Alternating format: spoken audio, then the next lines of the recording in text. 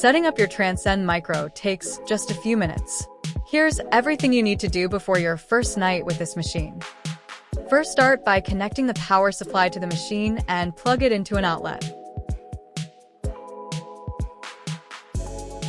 The muffler reduces noise during therapy. Use the narrow end with the logo facing the side and insert into the micro. Turn it clockwise until it's secure.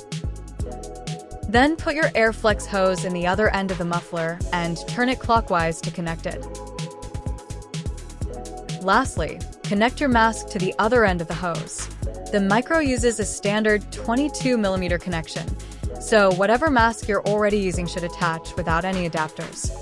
And that's it. Your Transcend Micro is fully set up and ready for its first night. Want to connect it to the MySleep app for tracking your therapy data? Check the video linked for a full walkthrough.